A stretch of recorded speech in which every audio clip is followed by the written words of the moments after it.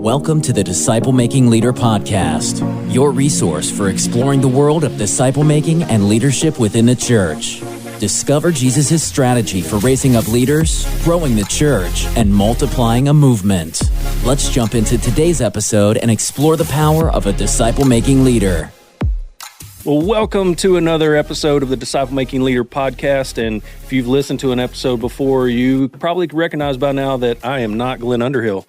And so I am actually your guest host today. He's letting me kind of keep his seat warm and pinch hit for him as he's traveling, doing some training for us. He's on his way to Mississippi right now. And so just be praying for him. But my name is Ben Borgman. I'm the executive director of Disciple First. And I don't know if this is a good thing or not, but they're letting me on this side of the microphone out from my office and computer screen, and now I'm on the microphone. We'll see what happens. We shall see, Craig. You may. Hey, I've got full confidence in you, Ben. You were going to crush it right now. I'm giving you words of affirmation, and I appreciate that, Craig. I appreciate it. So, but I am super excited to be on today. I hope you have really been enjoying this second season of our podcast. And so really what we're going to be talking about today and discussing is honestly, it's a really critical issue, and it's really in the heart of my original call to ministry was as God was calling me into ministry, really painting just this care and compassion for leaders and for pastors. And so really we're just going to be talking about spiritual health. And I think it's a hot topic today. I mean, we unfortunately see evidences all around us, some of the results and byproducts, but really excited. I think this is a necessary, important topic, and I think it's just really relatable. I think a lot of leaders probably struggle in this area. So we hope it's helpful today. And so we're on the call today. We've got our friend, our kind of steadfast podcast contributor, Pastor Craig Etheredge. Come on. Good to see you, Brother Ben. And it's great to be here with you. Good to be here and talking about something really important. We've got, you and I, we're going to dive into it here, but this is really a really big need for pastors to say, how healthy am I spiritually, emotionally, spiritually? And so, wow, what a important topic for us to address today. And we're going to get to some practical things you can do to really boost your spiritual and emotional health by the end of this podcast. Yeah, I think it's going to be really good. But the best part about today is we've got on the phone all the way from the Gulf Coast of Mississippi, Pastor Brent Parker. Pastor Brent, you with us there? Cue the applause music. I'm here, brother. Yeah, man. What an introduction, Ben. I'm not going to be able to live up to it, but I appreciate you putting it out there anyway. Hey, Brother Brent. Oh, wait, we're going to have a Ben and a Brent. Yeah, it's going to be challenge. It's going to be a challenge. It's going to be a challenge. We need name tags. Well, unfortunately, I'm on the phone, so the name tag wouldn't help me much. Name tags wouldn't help me any. But seriously, Brent, I was thinking about this the other day. So you realize that I've known you for now over 7 years.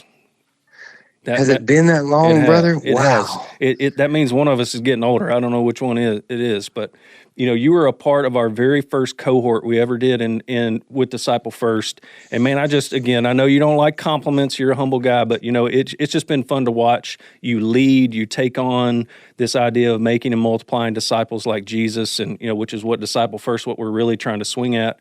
And it's just been really exciting to watch, but also watch how just consistent and how impactful that has been both on you personally, but also hearing stories from your ministry and watching God work just as you're just steadfast to, hey, I'm just going to be about making disciples, and that's what our church is going to be about, and watching God really just work in that. And it's been a pleasure to watch, and we're so thankful that you're a part of our organization. Brent, you train for us, you coach, and you were on our board for a period of time, so you're just a dear friend, so super thankful that you're on this call today with us. Well, man, I'm just glad to be here. And, this has been a God thing from the very start, because I was just in a season of discouragement, and then God introduced me to Disciple First through the Alabama State Convention. And from that, a friendship and a partnership developed that I've thrived in. I love being a part of what we do in the life of key leaders, pastors, their teams. And I'd love to be a part of what we're doing today, because as one, I've been in ministry for over 20 years myself, and I know how easy it is to get into an unhealthy rhythm and not even realize it until it's too late. I mean, you're on fumes, And then now suddenly you're trying to play catch up while maintaining a rigorous, unrealistic schedule. So I'm grateful that Disciple First is diving off into that topic and bringing some good practical application to our pastors today. Yeah, definitely. So, as we kind of introduce this, I think I describe this topic as critical. And, a lot of people, unfortunately, especially I think people in ministry, y'all understand this, right? But from a church member's perspective or just an outsider's perspective, pastors are the ones supposed to have everything together. I have some friends and you talk to or have different conversations and talk about what I do and what Disciple First is about. And when you describe that pastors are unhealthy, or that some of the issues that are going on in pastors' life, they really look at you kind of like very unexpectedly and shocked. And so I really, just as we prepared for this episode, I found an article. It was from soulshepherding.org, and it was titled Pastor Stress Statistics. And this is reality. Again, this is y'all's reality. Y'all have probably experienced some of these, but from an outsider and somebody who truly cares about pastors and is trying to serve pastors like we are at Disciple First, these are pretty shocking and honestly heartbreaking in a lot of cases. So I just want to read these real quick before we get into our conversation, just to kind of paint that this is a critical, important issue that we addressed in the local church, and that leaders have to get a handle on this. So first of all, one of them, it kind of starts off, 80% of pastors will not be in ministry 10 years after seminary. And on average, a seminary-trained pastor lasts less than 5 years in ministry. It's not very long. Secondly, 100%. I thought this one was kind of interesting. 100% of the 1,000 pastors they polled had a colleague who left the ministry because of burnout, conflict, or moral failure. 100% of them knew that. They knew someone. 70% of pastors say they have lower self-esteem now than when they entered ministry and also fight depression. 80% believe that pastoral ministry has negatively affected their families. 70% don't have someone they consider a close friend. They're isolated. 72% only study the Bible when preparing for a sermon. I've experienced this in multiple conversations with pastors. It's a very common issue that pastors deal with. And lastly, 44% do not take a regular day off. And again, I read that and my heart breaks because I have a lot of friends that are in ministry, that are on church staffs, and this is what they're dealing with. These are the struggles. This is the burden that they carry, but we have to address it. But, I just want to kick us off. Craig, why do you think that it's such a challenge as a leader or as a pastor to maintain your spiritual and emotional health? Yeah, that's a great question. Why? Why are these? I was just sitting there as you were reading them, just kind of trying to let that marinate in my own heart and mind. And unfortunately, Ben, I've seen guys experience a lot of that, and I've been at this for almost 30 years now as a lead pastor, and you go through seasons just like in anything where there are difficult seasons and seasons that are better. But why is it that way? I would just probably say, Brent, I want you to jump in here in just a second, but maybe some of it is a choice of the pastor. I mean, a lot of this, he is choosing to isolate himself, probably because there's a lot of conflict in his church, and doesn't have many allies. He feels like he's the only one out there. He can't trust anybody. But isolation is a choice that pastors make. I think the fact of not nurturing his own soul is a choice.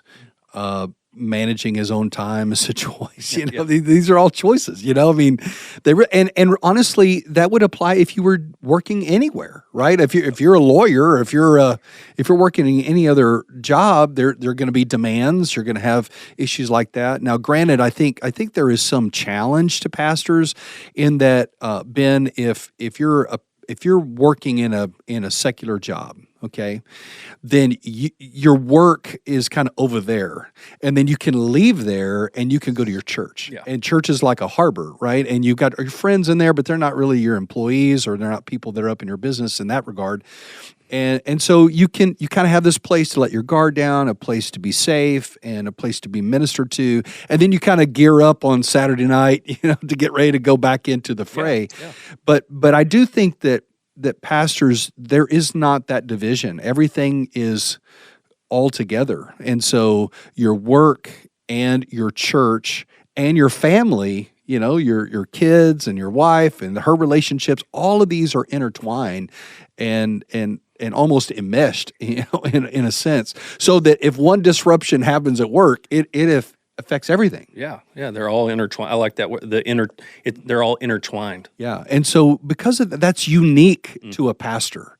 So I do think while I came out of the gate saying, well, it's pastors that are making these choices, I don't mean that in a negative way. I mean, we all have our choices to make, but I think that is a uniqueness that contributes to this isolation, because I all this, if I'm making a hard leadership call at work and then now my friends are mad at me and my wife is upset with me and her friends are upset. You know what I'm saying? It just goes sideways, and it's like it's easy for him to just kind of withdraw and to not see that anybody is a safe ally, so to speak. And so I do think that is a very unique situation to pastors that is a contributor to some of these stats that you're sharing. Yep. Brent, what do you think? Oh, I agree completely. And I also think that there's some unrealistic expectations that either were already in the culture before the pastor got there, or inadvertently perhaps, or intentionally, he created some expectations of him from the membership, and they're just not sustainable. Like you mentioned a moment ago, we're not CEOs who put on the hat and go to the office and then take the hat off. I mean, it's with us all the time. And so if we create unfair expectations of ourselves and then we project that into our faith family, then honestly, they have the right to expect those things, and we just can't sustain them. And I'm not making a plug for our book here, but there's also unhealthy leadership structures to where pastors position themselves to bear the full brunt of all leadership instead of equipping other leaders to do what they can do really well and take that off of the plate of the pastor, to where he can take a breath every now and then, or he can relax a little bit, or he's not bearing the full brunt of all the burden. So there's obviously some responsibility to be shared around, but there's definitely some unhealthy life rhythms in that as well. Yeah, no doubt. I remember being in Alabama, Ben, and I was talking with this pastor, and he was telling me about kind of what his normal Sunday is like. And he cuts the grass on Saturday, and he gets there on Sunday, unlocks all the doors, flushes all the toilets, makes sure everything's good. Then he does all the PowerPoint stuff. Then he, cleans out he just goes through. He's the one shop guy. I mean, he does everything. And then he was talking about how, he was getting burned out and that kind of thing. And I asked him, I said, why are you taking away serving opportunities from your people? And he just looked at me like, what are you talking about? I'm like, well, you just told me you do everything. Yeah. And he was like, well, I don't really know. And he said, I guess this is just what I saw growing up. And this is what I think is expected, which goes right back, Brent, to what you were saying about expectations. And so some of that's imposed, some of it is, I feel like I need to do all these things. And gosh, if we're going to get really honest, sometimes there's a little bit of I'm going to do everything, and then everybody feels sorry for me because I'm doing everything. A little bit of codependency going on in some of these situations as well. But having to, really assess what is the best use of my time, how can I raise up leaders and empower them to join in the work. These are things that some of these guys don't feel like they can think about, because they got to preach Sunday morning, Sunday night, Wednesday night. They got to visit. They got counseling. They got deacons meeting. They got all these things, and so and so is upset with me, and it can mount up.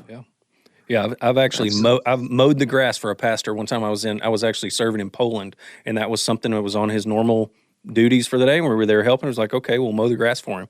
I was coaching a pastor in East Texas. He was talking about all the electrical work that he was changing, light bulbs and switches and all these. I mean, it is very common to carry all those things, and I mean, wearing all those hats, and that can't be easy. That's got to be a huge burden where of course I don't have time to retreat or, do it, take a sabbatical, any of that. 'Cause, well, who's going to change the light bulbs? Who's going to mow the grass? And so I think it's a real tension. It's a real situation, but how do you deal with that? So Brent, let me get your insight on this. So if, say for instance, this runs too long, like maybe speak to it from a personal, if there's been a season where you've seen maybe some examples of this or maybe some consequences where you really didn't have your finger on the pulse of just your own health, but maybe speak to what happens if this goes unchecked. Well, it's a vicious cycle because inevitably something is going to go lacking. Either your teaching ministry, which, God forbid, because as a pastor, that should be your primary calling, is to teach the word, or pastoral ministry, or, the home is going to get neglected. Your marriage is going to go suffering. I know for me, kind of my late 20s, early 30s, I was wrapping up my D-Min. Our church was just growing exponentially. I had all part-time staff helping me. They were great folks, dedicated, love the Lord, love the various ministries they were doing. Just a lot was going on. We had 2 children, one more baby on the way. And I tell you, I did hit a bit of a wall there because I was also struggling through what was going on in ministry. There were some things lacking. And I never entertained the possibility of getting out of ministry. I will say that. I'm not bragging. I'm just saying I was still confident in my call.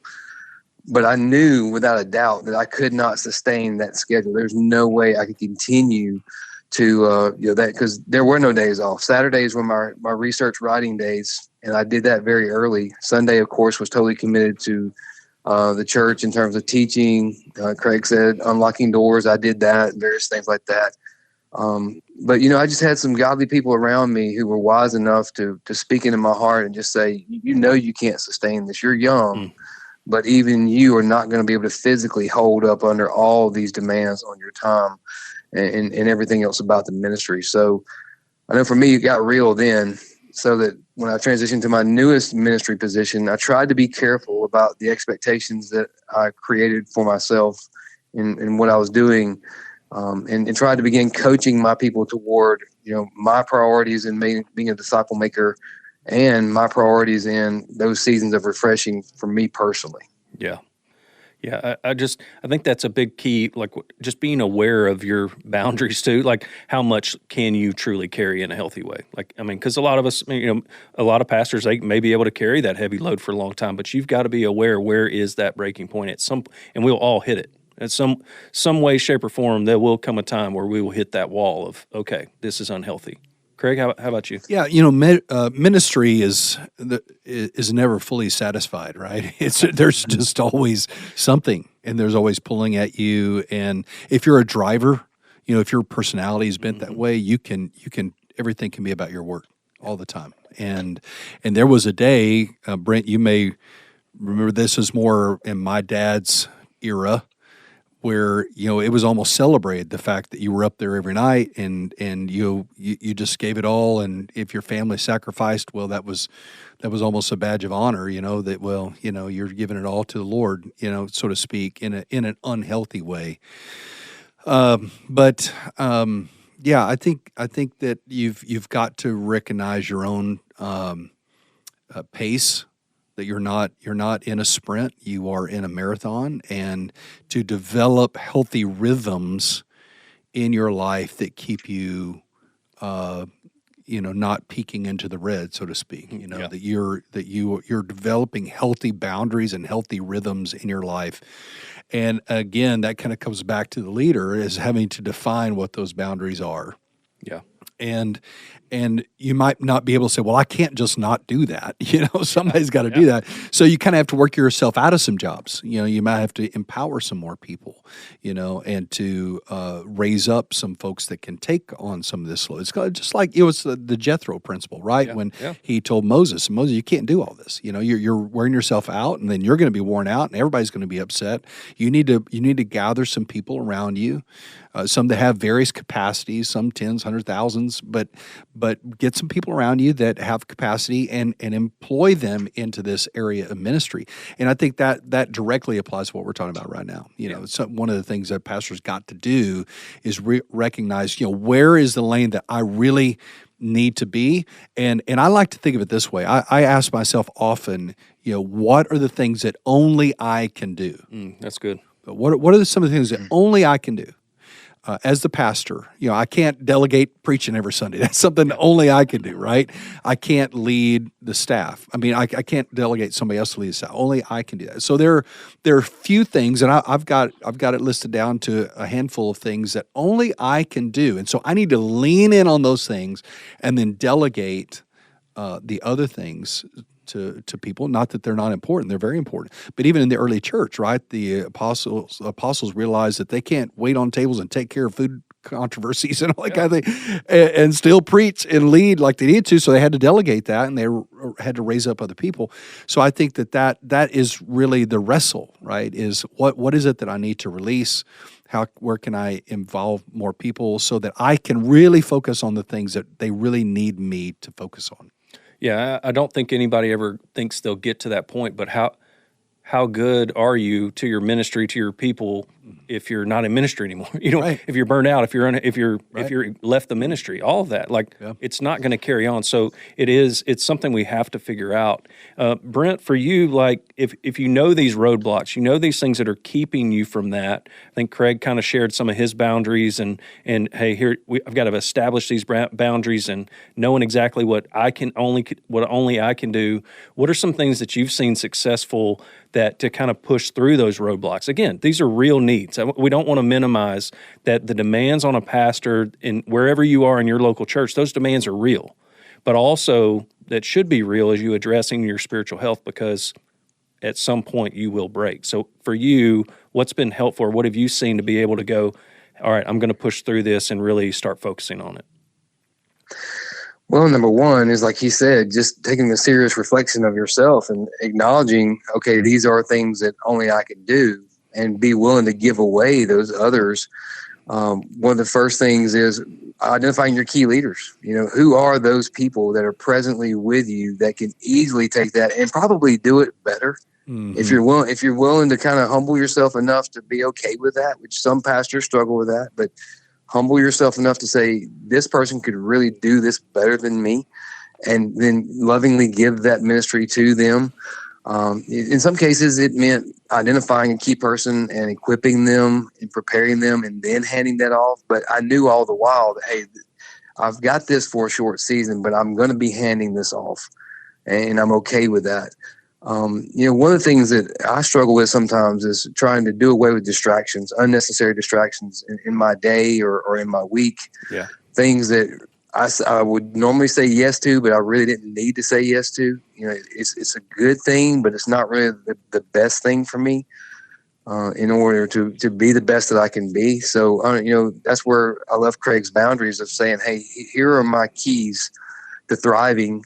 And so if it doesn't fit within the parameter of these, then I've got to be willing to say no to it, or I've got to be willing to let go of it so that I can really thrive in these areas that God's called me to thrive in. Yeah, because, people will fill your calendar up if you let them, right? And they'll tell you what needs to be done and all these things. You've got to say no to some good things so that you can say yes to the best things. And I think we all need to make those decisions. I'm sorry, I didn't mean to go ahead. Yeah, you're good.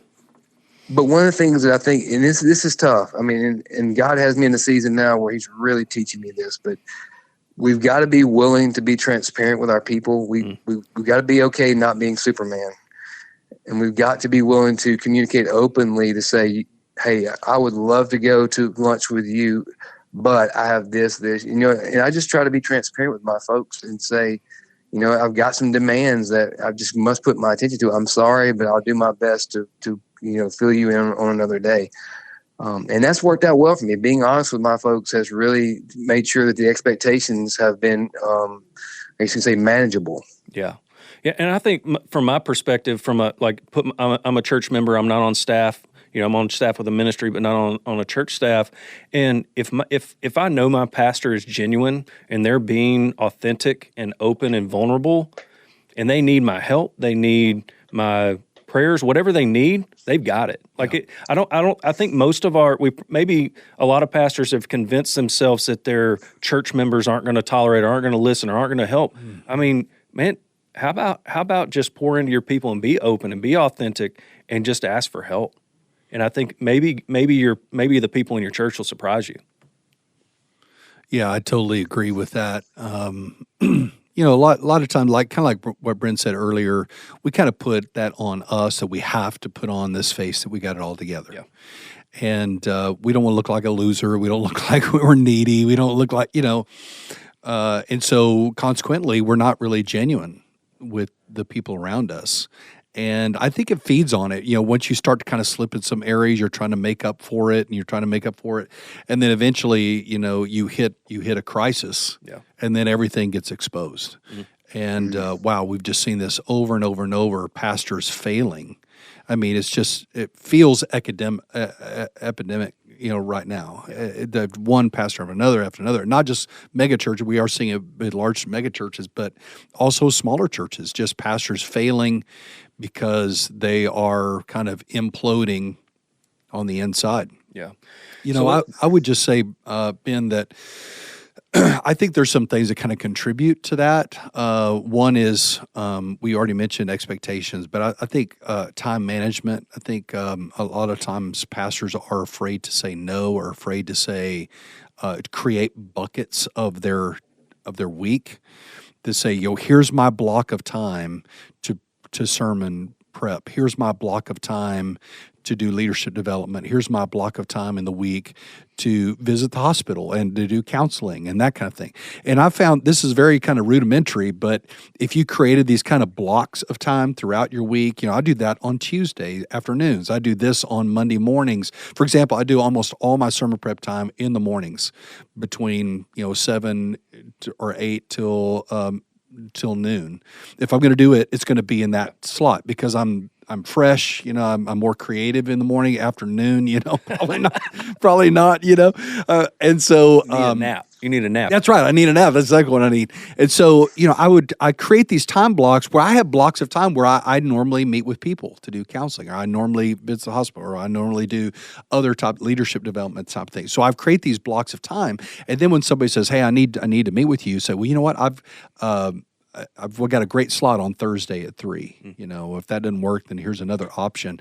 But I try to drop those into these buckets so that I protect the time that I have for something else. If I'm giving up my sermon prep time to do that, unless of course it's a dire emergency or something, but most of the time they're not dire emergencies, then you now you've got to make up that time somewhere else, and that's getting into your family time and that kind of thing. So I think just generally carving out these buckets within the week, that's a super practical tip, and managing your time like that is very helpful. If you cannot do that and you have an admin that can help you with that, even better, to help you do that.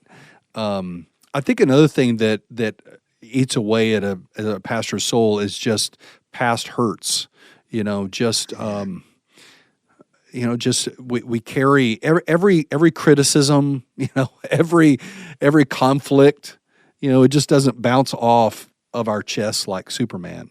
We absorb that, and a lot of pastors they nurse those wounds for a long time. And it's kind of like the quarterback that gets sacked multiple times, and then finally he goes down, and you think, well, that last hit wasn't that big a deal. It wasn't that one. It was the 20 before that, right, that knocked you out of the game.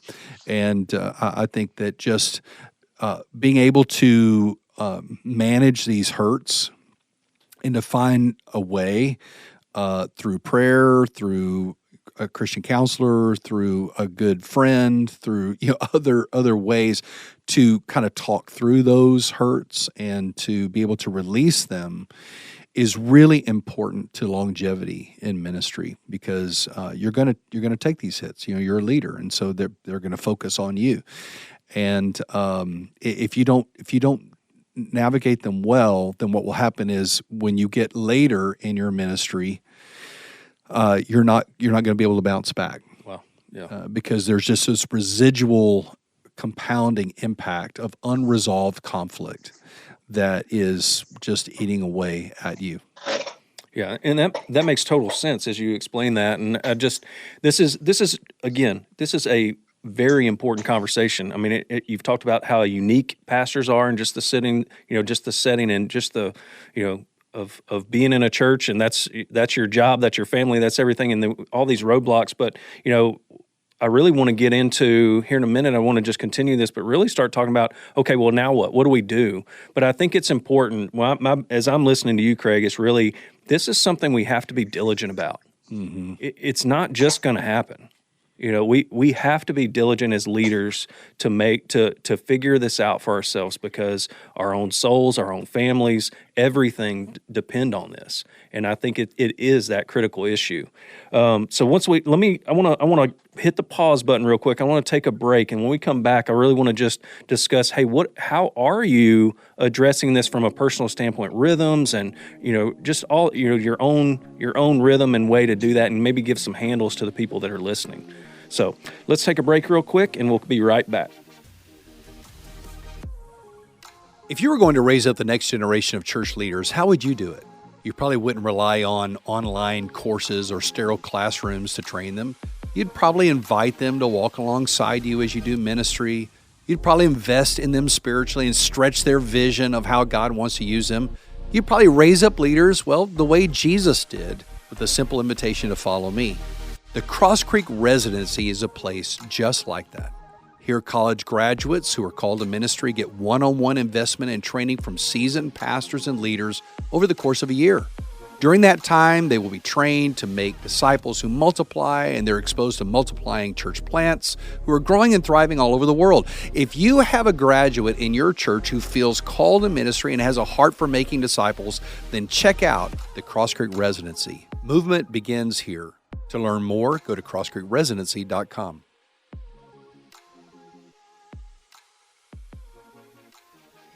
Well, welcome back to the show. We're talking today about pastor spiritual health and just how critical that conversation is. And so we've got Pastor Craig and Brent Parker on, and really just want to get back into, we've really talked about, these roadblocks and challenges and really the burdens pastors carry that are real, that are unique, but it is something we have to deal with as pastors and leaders. So I just really want to talk, kind of pitch it over to Craig and just say, let's talk about a way forward. What is something that anybody could implement and maybe talk about from your own personal experience? Yeah, I think that if you look at Jesus' ministry, he set really the example for us. Jesus was busy in ministry. When he was in his ministry, there were crowds everywhere, and there was a lot of conflict.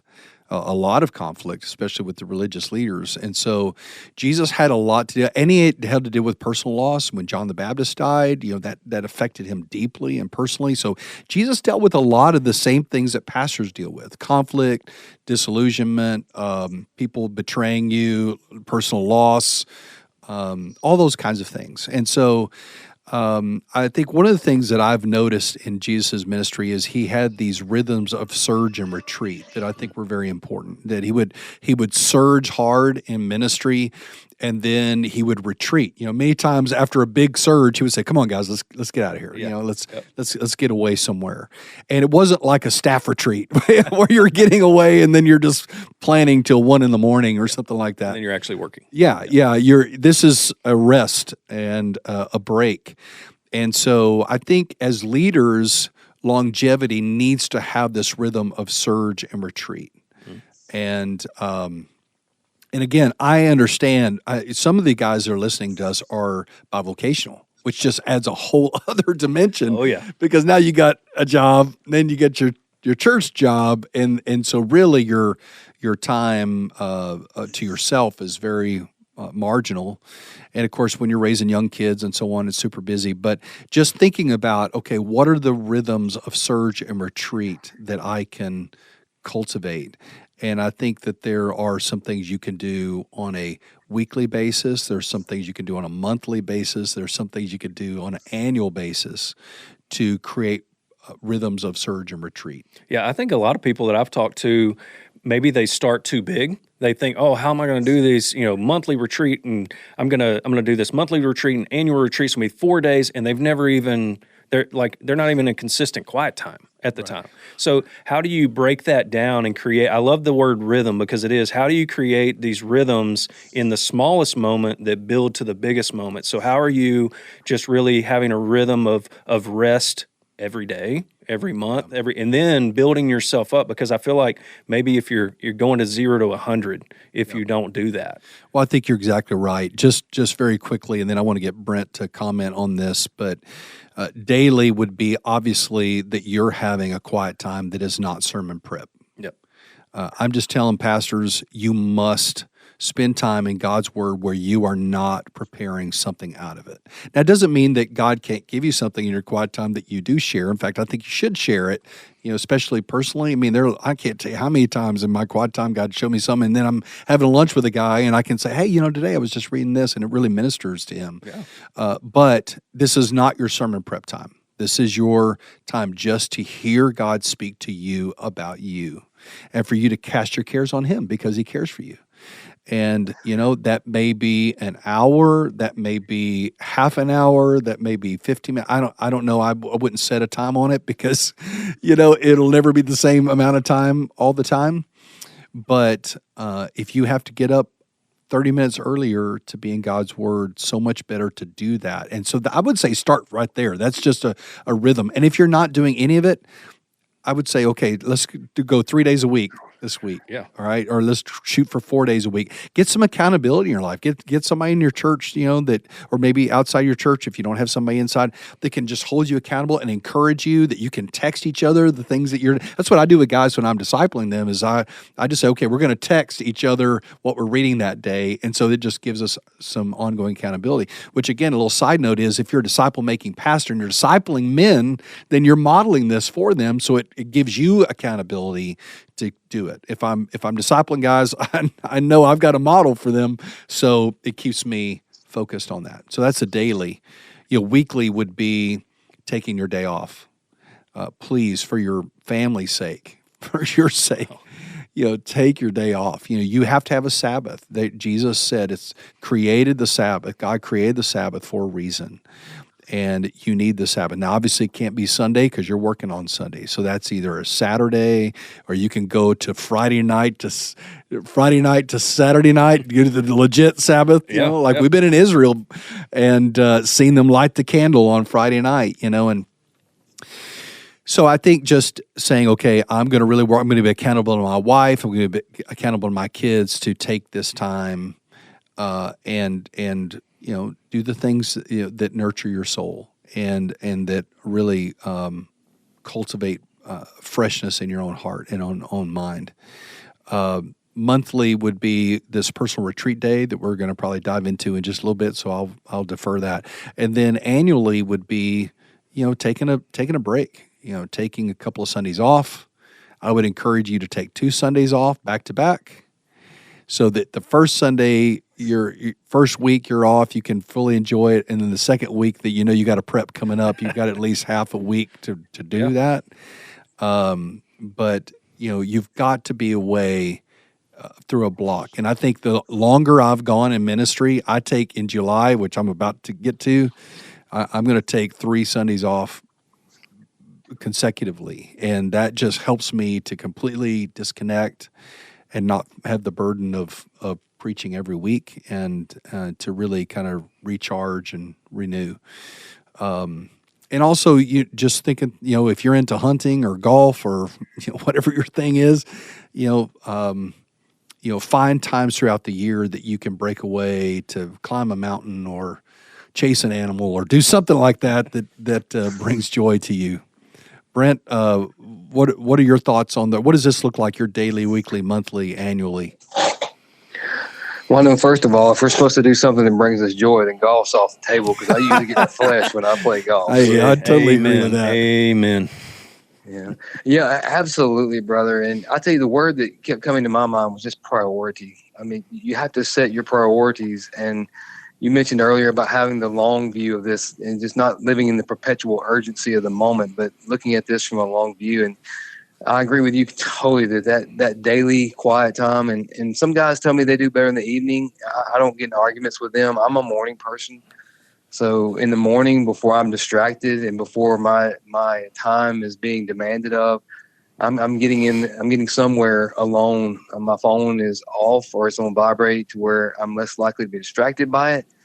And I'm just following, our training. I'm just, I'm looking, I'm listening. I'm looking, what God's telling me in this verse and what He's telling me for my own personal edification. Use a good old Bible term there, to build me up for that day and for what God has for me in the coming days and months ahead. And I tell you, the monthly one is one that I didn't appreciate it until a time when I was in Alabama when I met Disciple First. But through the encouragement of a friend of mine, Albert Williams, he was sharing with me his rhythms, and one of those was that one day of the month retreat time. And he just really was adamant about that. And he said, he would just keep encouraging me. He said, "You're going to hit a wall," and he always called me by my last name. He said, "You're going to hit a wall, Parker, if you don't start setting aside one day of the month where you go and you reflect, you refresh, you get renewed, you get recommitted." And so that became something that I looked forward to greatly. I craved it for that day to come where I could just set aside all of the demands of pastoral ministry to an extent and just really hone in on how God was going to refresh me that day, how He might be renewing my vision for that year or for the coming weeks ahead.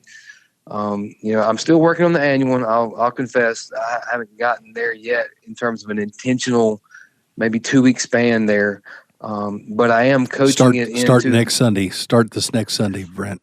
Just tell him you're not going to show up. Present, right? Yeah. Just don't show up. But I am coaching it into the structure of our faith family that they almost expect me to do it because it's something about as a pastor when your people are wanting it for you. It seems like all the guilt is taken off and any sense of obligation is removed. In fact, many of them will go about working to remove it so that you have that opportunity to truly focus in on what God is saying to you on that day. So I agree with you completely about that rhythm. It's healthy, and I think it can sustain us for many, many years of ministry to come. Yeah, I feel like, so when I took over as executive director at the beginning of the year, that was the first thing I did was install this rhythm into my just once a month, having a personal retreat day. And I'm telling you, it's been a game changer. Like that, just, it keeps everything from building up. It's just one of those, it's kind of like a valve. If you just constantly release a little bit of pressure, get a little bit of direction or a little bit of refreshing along the way, then you never burst the pipe. You never you don't get to that point where you're, whatever that end point for you is, you never get there because it's just this it's just a steady kind of release of that pressure, redirection, like you said. Hey, just a new vision, new reflection. But I mean, it just energizes me. I'm like you. I look forward to that, and it's been so healthy, so helpful. Just with new demands of leadership and vision and different things I didn't have previously. It's just been, I see it as one of you have to do it. Ben, go ahead, Brent. Well, I'm sorry about that, but one thing and this may not be in the conversation for today, but guys can't dismiss physical health as well. And, I incorporate to my daily rhythm, if nothing else, a brisk walk, just something to exert a little bit of energy. I say get my heart rate up. I mean, there's an important component to the physical health that helps to sustain you in ministry as well. I'm really glad you said that. That is a huge component is your physical health and exercise. And honestly, my wife is super uber disciplined. I mean, she would get up same time, work out. I mean, she's like, so I'm like, I wish I could be like you, because she's so disciplined. I'm not as much. And so the reason, because of that, I need accountability. So I have I've got a guy that I work out with, and we're at the gym at least 4 days a week, and we're working out together. We're memorizing scripture together. And, man, I'm just so thankful for that. That helps me stay healthy. That physical release helps kind of get rid of that tension and some of that stress, that I think that so many guys carry. So absolutely, super important physical as well. I would say on the personal retreat day, we have Ben, I think we have a tool that people listening can access? Yeah, so there'll be a download. I'll kind of reference that, but we've got a PDF of a download of a schedule for a personal retreat day. It just kind of gives you a nice outline. You can make it your own, but this is kind of a framework that Craig's followed in the past, and so I'll kind of go through a couple of highlights on that just to walk them through a little bit when they download that, what to expect. Yeah, I would just again, like Ben said, just make it your own. But this is similar to what I would do on a personal retreat day. And usually what I do is there are about 9 or 10 questions, and they're in on this document that I ask myself, and I literally have a Google Doc. I save all these, and I type out. I literally have the question there, and I type up my answers every single time. And these things really help me to take good pulse of my own spiritual, emotional health.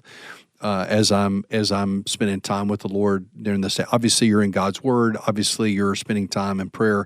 But then I'll go through some questions like this: what is the condition of my heart today? That's a really important question. For sure. And if you go back and look at my Google Docs on this, some days I'm like, man, I'm fired up. I'm so excited. I'm so energized. I'm on cloud 9. And other times it's the opposite. Man, I feel so down. I feel discouraged. I feel upset. But just putting that down forces you to think about the condition of your heart. And I think about David. How many times you can't read the Psalms without David sometimes being elated and sometimes being depressed. Sometimes he's angry, but he's purging it to the Lord by writing it down. So I think that's a really important question. It helps me to recalibrate and to just take a pulse of what is my heart like right now. Another question is, what has God been saying to me? And so I go back and I look at my quiet times over the last month, and I literally just do a little one sentence synopsis of all the different quiet times for that month. And it's amazing to see, man, I've had a lot about God promising me something or God warning me about something. And so it allows me to really kind of look at them as a total, not just a day by day, and say, God, this is what you're saying to me right now, which really is opening up my relationship to the Lord to really hear what God is saying to me. What can I praise God for? I just sit there and make a list. And you know what? It's hard to be bitter when you're making a list of all the things that you're thankful for, and we're to enter his gates with thanksgiving and his courts with praise. And so, I'm just thanking God for all these things that just lifts you up out of the muck of disappointment. And then I list down, what are my strengths and what are my struggles? So, what am I good at right now that I'm really seeing God use? And then what are the things that I'm really struggling with right now? And I just try to be honest with myself in those. Then we'll get into goals. What are my goals for this year, and where I stand on those, what things have been done that I could check off, what things need to be done. And I know some pastors don't really focus on goals, and so that may be a whole other podcast that we can talk about. But this helps make sure that I'm tracking with the things for the year that I really want to see accomplished. And what do I need to prioritize? Usually at the end of that, I will make a list of, okay, this month I want to hit these 8 to 10 things, and then I just schedule those and I get them done. I check them off, and I can show that I'm making progress, which again helps me not feel like I'm just on this hamster wheel and I'm never seeing any progress. Well, now I can show progress. And so that helps me to feel good about the progress that has been made, and not that I'm just kind of going, it's kind of like Groundhog Day, every day. What needs attention? So I focus on that. What will I prioritize this month?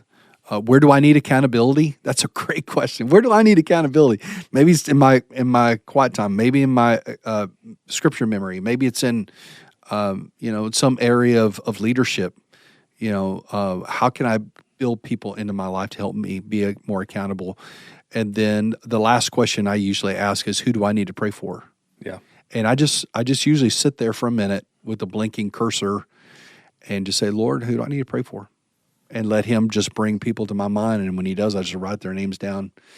And then that becomes a guide of people I'm praying for that month, that next month, that I'm just going to keep in front of me. Yeah. This is just a segment, a kind of of an overall personal retreat day. But can you see the value, Ben? If you were doing that on a monthly basis, You're really taking inventory of your own heart, your own hurts, your own emotional health, and then gearing you toward hearing from God, gearing you toward gratitude, gearing you toward what do I need to focus on. I'm just telling you, this is a game changer for me. Yeah, it has been. I mean, what are we? 5 months. I'm 5 months into the year. I mean, it is. It's. I don't feel the pressure that I think I would have felt, and I think that as we kind of wrap up, I just everything we've been talking about is awareness, diligence, and really just getting after that. And you have to take some tangible action. But that's going to cost you. That's going to cost someone. The guy listening here is like, that's going to cost me this, that. Brent, why would that cost be worth it? Like, what have you seen, as you've kind of keep your pulse on this, what would you tell that pastor who said, hey, this is going to cost me too much? What would you tell him? Man, you were reading my mind, Ben, because I'm sitting there thinking most guys are saying, I can't give up a whole day. There's no way I can surrender that much time of my week to a personal retreat. But as Craig was walking through those questions, hopefully these men were able to realize that this time of reflection in your own personal walk, and to some degree, once you get to the professional side of it, your pastoral ministry is going to bring such a benefit to your ministry that whatever you may lose in time, you'll make up for in productivity because you're refreshed, you're renewed, your mind is a little sharper, you're physically a little bit more renewed, you're not as tired. All the benefits that will come from that 1 day personal retreat will far outweigh any losses in terms of maybe meetings you had to bypass or other priorities of a Monday or a Tuesday, whichever day you choose to make for that. And I promise a guy that the returns he's going to get from this investment will far outweigh any losses of what he may lose in the schedule. And I would just also encourage pastors to be a little bit more reasonable in managing their time. Work some buffers in there. I think a lot of times we put a lot of stress on our schedules with unrealistic expectations. We need a buffer in there so that when things do go crazy, we've got a little bit of wiggle room on that. Ben, whenever I see a guy that's struggling, there are telltale signs. If he's not spending time in God's Word on his own, just to hear from God, that's a big sign. That's usually the first thing to go. Yeah. Then if he's not taking his time off, he has no margin. You'll find this guy has no friends. He starts to isolate himself. He's not dealing with hurts from his past. He doesn't vent those well. He's harboring these things. That leads into conflict at home. And I'm just telling you, this is how it snowballs out. I mean, it's almost like you can watch it. And we had a friend of mine that had a moral failure. And when he said, it started with I stopped spending time with God's Word. And just this whole list. Yeah, it just builds from there, right? And it just builds, and it just gets out of control. Then they don't like their job anymore because all they can see is criticism. They can't see any progress. And so my point is that can happen to any of us. That can happen to you and me. For sure. Easy.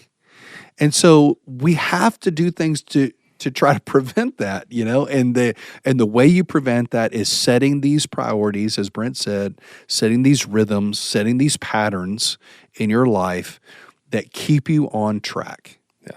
And if you will do that, then you will look up 30 years into ministry, 50 years into ministry and say, you know what? Not only did I not implode, or self-destruct, but man, I loved it. I loved the ministry. I loved what God did through us. And even there were hard times, but the Lord nursed those wounds and healed them, and God has done great things. And I think that is possible.